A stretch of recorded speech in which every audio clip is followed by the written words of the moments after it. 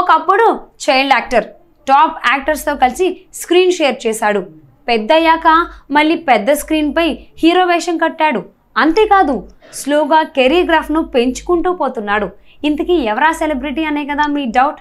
ఈ కుర్రాడికి కెమెరా అంటే ఏ ఫోబియా లేదు. పైగా మంచి స్టోరీస్, వెరైటీ నరేషన్ తో కెరీర్ ను పీక్స్ కు తీసుకెళ్లే ట్రైల్లో సీరియస్ గా పడ్డాడు.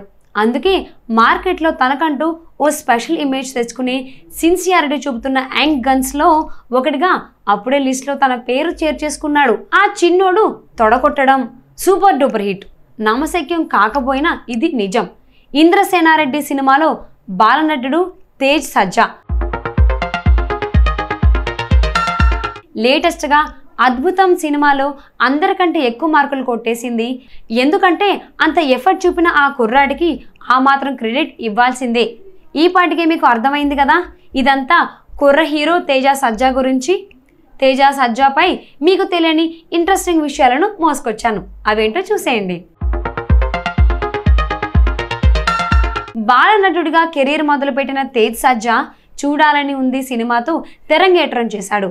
అంటే మెగాస్టార్తోనే స్క్రీన్ పై తలుక్కున వేశాడన్నమాట. 1998లో వచ్చిన చూడాలని ఉంది ఫేమ్గా తేజ్ అప్పట్లో పాపులర్ అయ్యాడు.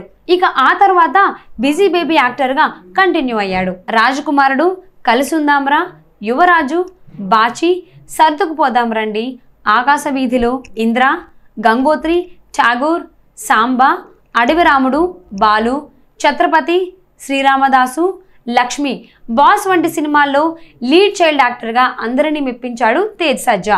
అంటే చిరంజీవి మొదలు వెంకటేష్, నాగార్జున, జూనియర్ ఎన్టీఆర్, ప్రభాస్, పవన్ కళ్యాణ్, అల్లు అర్జున్, మహేష్ బాబు ఇలా స్టార్స్ కు చిన్నప్పటి క్యారెక్టర్ లేదా వాళ్ళ కొడుకుగా స్క్రీన్ పైన తేజ్ యాక్ట్ చేశాడన్నమాట.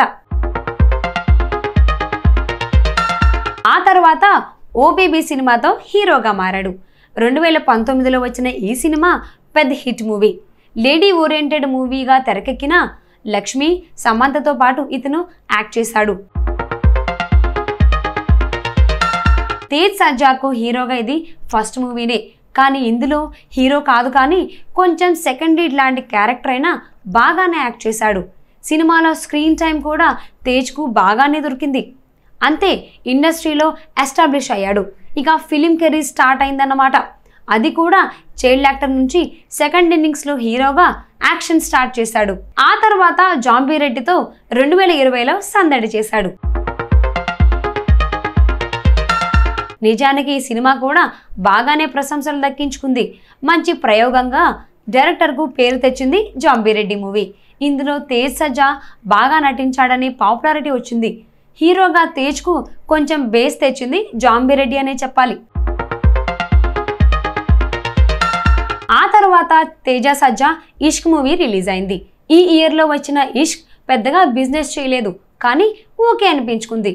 మన వాళ్లకు ఈ సినిమా స్టోరీ మాత్రం ఇంట్రెస్టింగ్గా అనిపించింది. సో ఇష్క్ మూవీ తేజ్కు గుర్తింపు ఇచ్చింది, హీరోగానే చెప్పాలి. ఇక లేటెస్ట్ రిలీజ్ అద్భుతం గురించి మనందరికీ తెలిసిన విషయమే. ఓటీటీలో రిలీజ్ అయిన ఈ సినిమాలో తేజ్ సజ్జా యాక్టింగ్ సూపర్ అంటూ యూత్ అంతా ఇతన్ని పాస్ చేసేసింది. సో స్మాల్ బడ్జెట్ హీరోగా ఇక తేజ్ కెరీర్ సెటిల్ అయినట్టే అనుకోవాలి.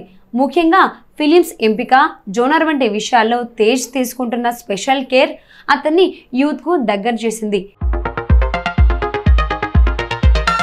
సో యూత్ఫుల్ ఎంటర్టైన్మెంట్ మూవీస్కి ఇతను బెస్ట్ చాయిస్గా ఎమర్జ్ అయ్యారు.